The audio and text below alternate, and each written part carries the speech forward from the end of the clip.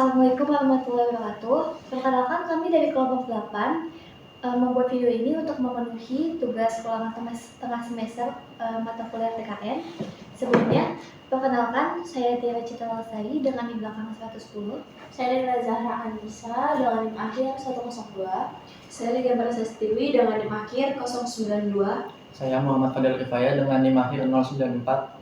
Oke, jadi di sini kita akan membahas tentang dinamika historis dan urgensi wawasan Nusantara sebagai konsepsi dan pandangan kolektif kebangsaan Indonesia dalam konteks pergaulan dunia yang akan dibahas diawali dengan panel. Baik teman-teman, pada bagian ini saya akan menjelaskan tentang konsep dan urgensi wawasan Nusantara. Wawasan Nusantara adalah cara pandang bangsa Indonesia terhadap diri dan lingkungannya berdasarkan Pancasila dan Undang-Undang Dasar 1945 dengan mengutamakan persatuan dan kesatuan bangsa. Wawasan Nusantara sangat penting karena Indonesia merupakan negara kepulauan yang memiliki banyak suku, budaya, bahasa, dan agama. Dengan adanya wawasan Nusantara, masyarakat Indonesia diharapkan tetap bersatu meskipun memiliki banyak perbedaan. Selain itu, wawasan Nusantara juga dapat memperkuat rasa nasionalisme, cinta tanah air, dan menjaga keutuhan NKRI. Selanjutnya, mengapa wawasan Nusantara diperlukan? Hal ini dikarenakan Indonesia memiliki keberagaman yang sangat besar sehingga diperlukan cara pandang yang sama agar persatuan bangsa tetap terjaga.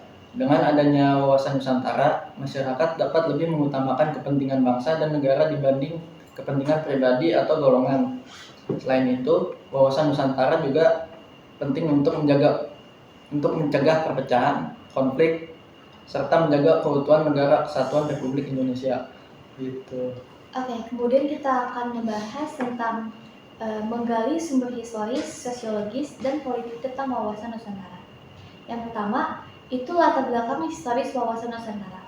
Wawasan Nusantara ini semakin diperkuat melalui Deklarasi Juanda tahun 1957 yang menyatakan bahwa laut di antara pulau-pulau Indonesia merupakan bagian dari wilayah NKRI. Deklarasi ini kemudian diakui dalam Hukum Laut Internasional atau UNCLOS 1942. Yang kedua, itu latar belakang sosiologis wawasan Nusantara. Wawasan Nusantara hadir untuk menumbuhkan rasa persatuan, menumbuhkan rasa nasionalisme, dan sikap saling menghargai antar masyarakat. Konsep ini juga memperkuat semboyan Bhinneka Tunggal Ika agar masyarakat tetap bersatu walaupun berbeda-beda. Kemudian yang terakhir yaitu latar belakang politis wawasan Nusantara.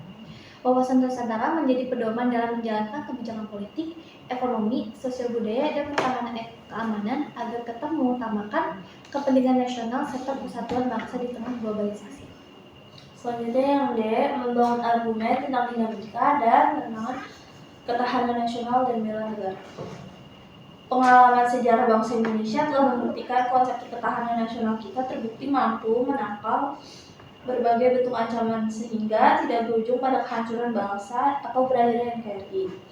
Terbukti pada saat menghadapi ancaman komunisme tahun 1965 dan yang lebih aktual menghadapi krisis ekonomi dan politik pada tahun 1997 dan 1998. Sampai saat ini kita masih kuat dan bertahan dalam wujud NKRI.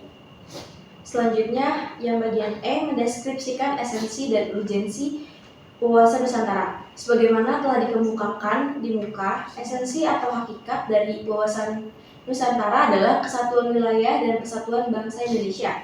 Wawasan Nusantara adalah kebutuhan akan kesatuan atau keutuhan wilayah Indonesia yang terbentang dari Sabang sampai Merauke.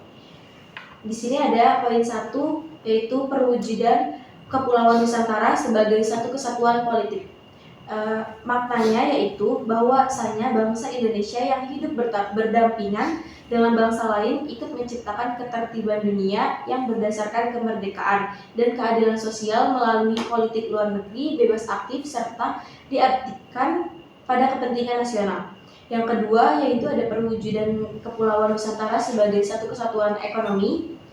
Ini dimaknai dengan kehidupan perekonomian di seluruh wilayah Nusantara merupakan satu kesatuan ekonomi yang diselenggarakan sebagai usaha bersama atas asas kekeluargaan dan ditujukan bagi sebesar-besar kemakmuran rakyat. Yang ketiga, perwujudan Kepulauan Nusantara sebagai satu kesatuan sosial budaya.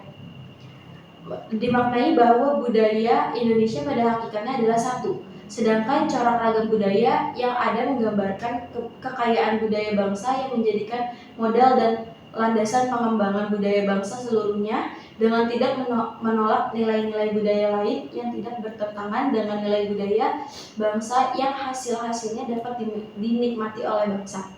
Yang terakhir, perwujudan Kepulauan Nusantara sebagai satu kesatuan pertahanan dan keamanan. Ini dimaknai dengan bahwa tiap-tiap warga negara mempunyai hak dan kewajiban yang sama dalam rangka pembelaan negara dan bangsa.